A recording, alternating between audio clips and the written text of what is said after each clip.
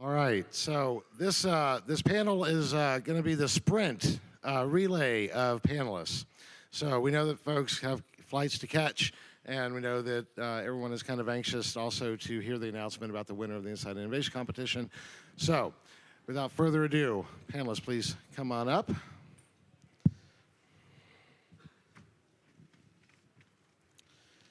Excellent. Here's the clicker. So I want to give just a little bit of context before we dive in. Hopefully most of you are aware of the great work that Boston Consulting Group did back in 2009 with kind of mapping out the 4 stages of insight organization, the BCG 1, 2, 3, and 4 classification. And they've continued to do work in understanding the role and the dynamics of the insights organization and how they can drive impact.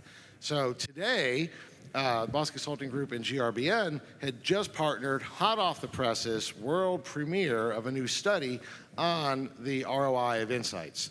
So literally, you just got the data, what, like 2 weeks ago or 2 minutes ago, right? You're like pulling up the dashboard while the completes are coming in. So they're going to talk about that. We've got some great stuff. So please, we'll just go round robin this way. Introduce yourself, and we'll go from there. Good afternoon. My name is Mario Simon. And I'm the global topic leader for customer engagement with BCG. Hi, Pierre Dupriel, a global topic leader at BCG and a member of the Center for Consumer Insights that led the study that we are about to present. Hi, everyone. Jennifer Wen. I'm from Sunrise. I'm the Senior Director for Consumer and Market Insights. Hi, everyone. I'm Alexine Tranquata with Merck, a global pharmaceutical company, and I lead the market research for our biosimilars franchise. And Andrew Cullen leading the project for GRBN. Great. All right. So we got a couple slides where we're going to reveal some of the data. Yes. Yes. So we are going to walk you through a few slides. This is just a preliminary readout of the findings on the study we just ran on the impacts and ROI measurement of insights function. So you've seen, I assume, these 4 stages of consumer insights function evolution. Back in 2008, so now almost 10 years ago, BCG started to really focusing on looking at the evolution and the state of insight functions. And 4 key segments of consumer insights function emerge from traditional research provider all the way to an insight function that is truly leading competitive advantage for the business. So back in 2008, we had about 10% of insights function that sat in the stage 3 and 4. We ran the study back in 2015, and the results were actually that we are now up at 20%, so it's still not the evolution that we'd like to, I think, all see in this room, but it's an increased evolution. And so that's the stage of that study. As we were looking in 2015 of our State of Insights survey, one of the key findings we saw is that very few companies actually measure in any way, qualitative or quantitative, the impact of the insights function on the organization. So actually only 30%, which was a low numbers if you compare it to any other function within a company. Even though the second chart shows you that CI function, the perception is that the function provides a strong ROI on their investments, and there's a pretty good satisfaction with the insights function globally. And can I just jump in here Yes, with a comment? The business case is really clear that you do need to show your business impact as an insights function, because we're not a revenue generating center within the corporations, and everywhere the CFO is assessing what is the investment value and what am I getting back. And so whether you do it in a quantitative fashion or in a qualitative showing some business impact, we're getting pushed all the time with budgets and why should we be investing money in the market research area versus our medical affairs area versus our sales force. So it's that business case is quite clear. And I think today one of the big insights is that the consumer centricity for B2C companies or customer centricity for B2B companies is becoming the source of competitive advantage. So we are at a very, very good space and a very good time to actually take that next step and really quantify the impact, because that's what our companies are looking to us to be able to help drive business growth in an environment that we all know is very challenged. Yeah, and I would like to add is that, especially on the business side, many times the insight does have impact and it really drive business results. However, I think most often than that is that we, even as an insights person, I feel like we didn't do a good job really capturing those impacts and then have a very good share out to the team, to the organization to actually demonstrate our impact. So I think that's also another thing. As an insights organization, I think there's a lot of good things happening and we probably need to do a little bit better job to communicating and demonstrating that to the whole organization. I think the trap here is that, as Mario said, when you have an increasing demand for the service because of the customer centricity, if you're not demonstrating your business value, you're going to get your budget cut. So you get into this spiral downwards of more for less. Yeah? Less money, but we've got to do more. Less money, but we've got to do more. And that's impacting the whole industry. So if you're on the client industry side here, you should be equally concerned about this and inputting into your clients what business value are you adding, not just research value. So, but doesn't this take organizational change to be able to measure it? And I assume that you've got a slide around that, because I think that's the question. Yes, we agree, obviously it's self-evident, but how do we do it? And so again, that's a slide and data coming from the 2015 study where we actually saw that companies that do measure the impact of ROI demonstrate and usually deliver a higher satisfaction within the organization. So we decided in partnership with JRBN to launch a study in 2017. So we are just finished with the study. We spoke to 150 high-level executives within the insights and marketing world globally. As you can see, we covered a lot of different industries, different size of businesses, to really get to who is measuring insights, impact on insights today. And one thing we want to mention is we're not talking about ROI measurement in the way that all of us probably understand in the room in terms of marketing mix modeling or complex quantitative measurement.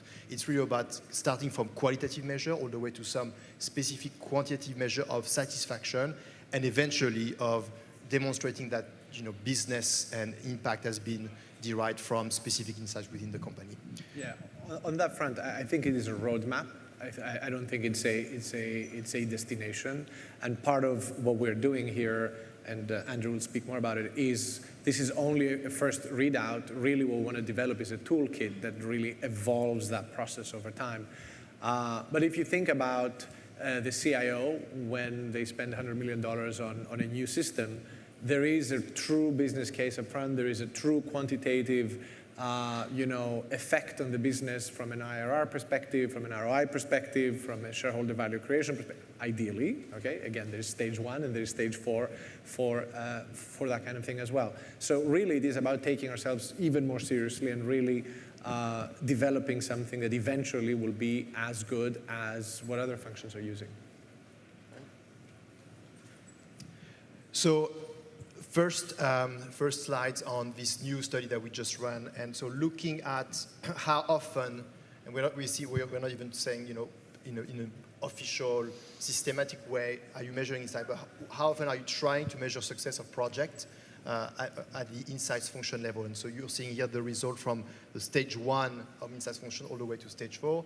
And there's a very clear correlation between how evolved the insights function is, the more evolved it is, and the more ROI measurement, impact measurement there is of the insights function. So we're not saying that the ROI is what triggers the move from stage 1 to stage 4, but there's a very strong case to be made here of if you're measuring and demonstrating the impact of your function, the more likely you have to increase budget, the more likely you have to reach a better seat at the highest decisions within the organization. And we have a few data points on that going forward. But that's a very clear here demonstration of the more sophisticated you are, the more you need to focus on demonstrating constantly the impact that you're bringing to the company. I think one of the things we've done parallel to this is we've been doing a series of qualitative interviews, in-depth interviews with companies that are measuring their business impact and ROI. And one of the learnings on that really is that it does need to be a bottom-up approach, even how painful that is to do that. You need to identify the projects which are delivering the ROI and build up the case from that, and don't try a top-down approach. You'll just get lost doing that. The challenge with doing it project by project too, though, is that as you want to be the strategic partner, the insight does not necessarily come from one particular source of research or work stream, and that the true trusted partner is synthesizing knowledge across a lot of different sources. And that's like a true capability of the market researchers that they require to be successful. In the organization or partnerships externally? I think that both, but at the corporate level, there's information across so many different functions that there's secondary data, there's competitive intelligence, there's IT data, and there's market research as a function. And regardless of where it happens in the organization, there's a requirement to take all this information, synthesize it, and what does it mean for the business? And so the challenge of, okay, what's the ROI on this one particular project is, there are many challenges, but I still think that we need to take steps towards this helped inform this decision, and the impact on the business of this decision was X, that we saved money, or that we had more confidence in this investment, and so it's really difficult to quantify and attribute our impact, but I think that we need to take steps so that we can communicate our value to the business. So this study was done, I'm sorry, so I'm thinking about it because my brain's falling through my ears right now. So this was done with client side, but what is the role of the supplier community in assisting, in participating? And I think you touched on this a little bit, Lexine. It's easy to think, well, this is a client problem, but if it's a client problem, it's a supplier problem. Yes. So any thoughts on how synergistically they can work together to help move things? Yes, and we had a whole section of questions in the survey on asking how involved today are the agencies and the research firms in demonstrating the insights, and how much that partnership is done, and also what is the impact of that ROI measurement on the selection and the satisfaction with agencies. So we have a few slides coming on that. So cool. Yes, absolutely. And I just want to add to that, because I think as we think about measurement, think about ROI, and I agree with you, I think many times it's very quantitative, but when I think about the real value that insights can really bring on the table, many times I think it's really more about the quality. And many times it doesn't really mean huge budget. I'm not saying that we don't need huge budget, but many times it's synthesize a lot of information, can be internal, external. And then it doesn't always require huge budget. And then the quality that we can actually bring out as an insights person, I think that's really the essence to that. And I think that there's also, I think it's more a framework of a frame of mind that I think the organization need to recognize, right? So it's not just a dollar-to-dollar type of trade-off or transaction. A lot of times it's a lot of knowledge and learnings and insights that really can help drive the business. I think, Lenny, going to the point on what the industry can do, I think, again, there's this role of whether you're a vendor or a trusted advisor partner, and that is crucial for this. The ones that are doing good ROI are also looking at their agencies as partners than as vendors, and that creates that relationship that allows you to make business impact or ROI as the foundation of the partnership. So every year you would be having a review of what all's been done and how was that impacting the client's business, and you would build that into your review process. It wouldn't be just, hey, we did 2 more projects for $10 less. That's not the metric. Yeah. I really metric, like did that. we have an because impact? in the past, that's what we did. So we try to cascade some of our goals, like as a client, our goals into our vendors as well. So it's less about whether you deliver the projects on time, whether you deliver the projects on budget. It's really about driving the business. And at the end of the day, when we as a client, insights person get evaluated, that will be the same way that our partner get evaluated. And I think that's a great way to incorporate them into the system so they know that we are all on the same page. So from a data synthesis standpoint, we found the same thing in the recent GRIT report. When we asked, we were trying to do our own benchmarking effort, not as good as yours, but and we got to the same place, that those elements of that deep engagement between the client and the supplier, engaging key stakeholders, et cetera, were drivers of growth within the organization. So lots of data points saying this is right? And as we talk about all this innovation, all these cool things that were happening, it still boils down to how do we measure the impact in the organization. So you said you had a couple other slides that wanted to get to that, and I wanted to polish that. Next one is looking at who today measures ROI, not across stages but across industries. Not surprisingly, you see retail being very much at the forefront of that, so 57% do measure it very often. CPG is also pretty high up, but overall, you're seeing that the average is probably around, we said 35%, so still a huge room to grow, even in the most sophisticated insight function across industries. And I think here, this is a very interesting slide that shows what are the benefits. So why should you, and the companies that do measure ROI or impact, what actually has triggered for them, for their budget and for their teams. And you're seeing that the stage show, which we know measures the most the ROI and the impact, actually over-index on getting a seat at the table at the C-level, having more control of their budget, a higher budget, and also being able to grow the headcounts within their team. So I think that's a very clear demonstration of if you do it, and if you do it well, and if you do it consistently, this has tremendous impact on the insight function within the organization. Yeah, and every year for the last 5 years, I've been doing 1 or 2 big transformation programs for insights functions. And, on day 2 of the engagement, it always becomes apparent that this is a leadership question. So this is a C-level, so the aspiration for the voice of the consumer, but not what we mean by VOC, but really like the spirit of being connected to the consumer and propagating that in the organization. Being in the boardroom, in the management boardroom, is paramount. So that really shows that the big correlation of accountability to the budgets to the actual effect. I could just comment briefly on the budget control thing from the discussions I've had. In the organizations where they're not really perceived as stage 3 or 4, they're often in a position where their budget is earmarked 100% in advance in October the previous year.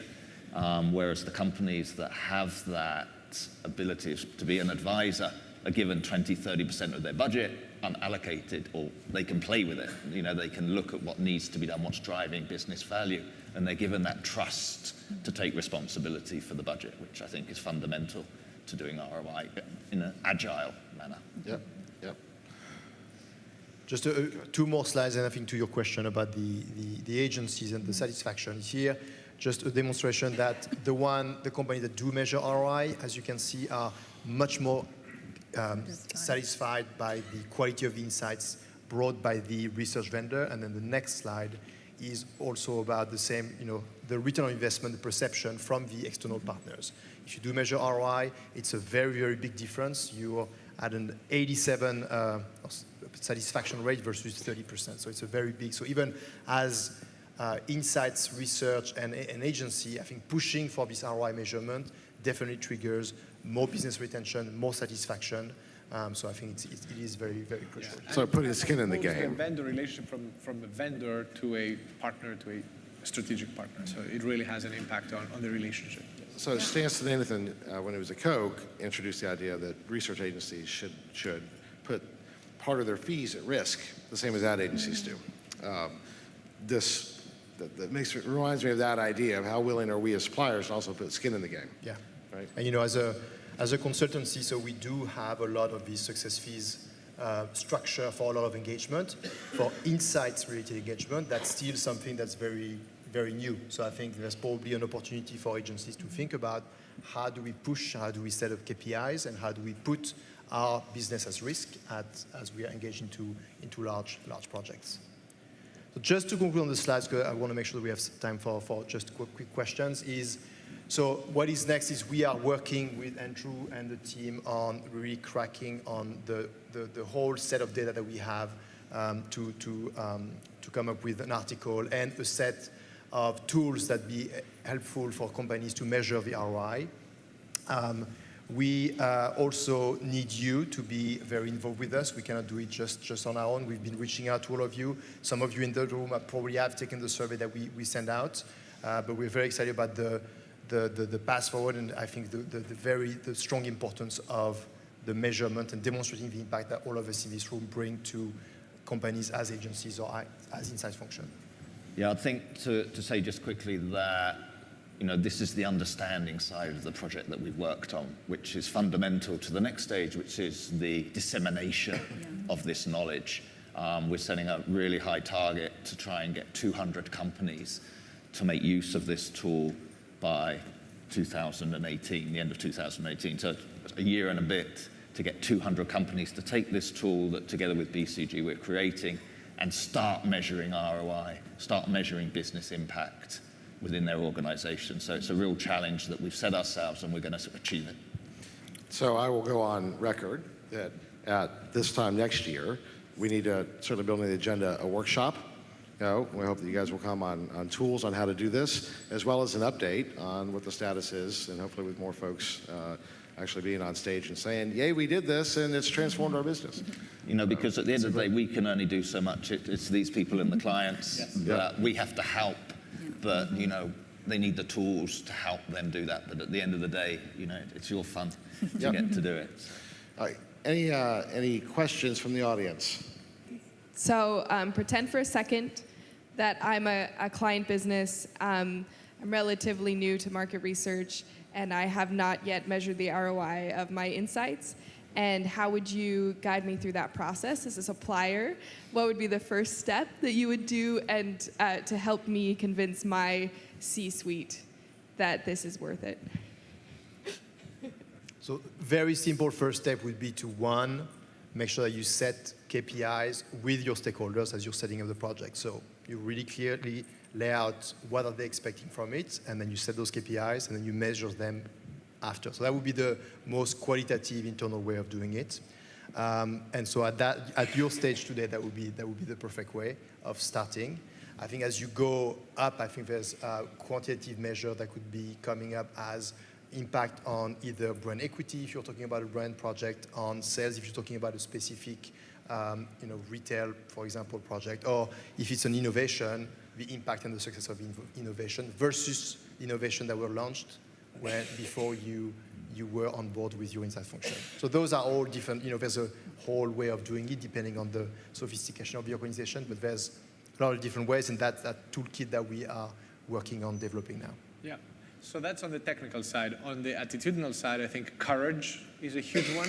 So C-level executives really welcome this stuff, really do. I mean, walking into the office of somebody who is under pressure to deliver financial results, quarter by quarter, and saying, by the way, I just got approval, for $1 million to do X, whatever I'm doing, or even $200,000 to do X, and here is what the business will get out of it. Do you have any feedback? Just even, just very basic, leadership, courage characteristics that really build on that trust that Andrew is talking about. Really is step one, and resources of how to do it. We will develop the tools and be able to help you with that. Right. The attitude is really important, and I know researchers are perfectionists by nature, and we have to let go of that for this. We have to realize this is going to be messy. This is going to be roll your sleeves up, make some mistakes, do some corrections, and it's a process, as we said. So don't go into this expecting you're going to get a perfect measure within 3 months. That's the wrong attitude. Yeah. So I'm aware that many are facing travel schedules. So I would encourage you, if you have other questions, grab everybody for a few minutes after this as you're running down the stairs to, For our own travels. Yeah, for your own travels. But certainly, we'll make sure that if anybody has any requests, contact us. We'll connect you with the appropriate folks on the BCG and Andrew. And let's get a big round of applause, because this is really cool stuff. Thank you.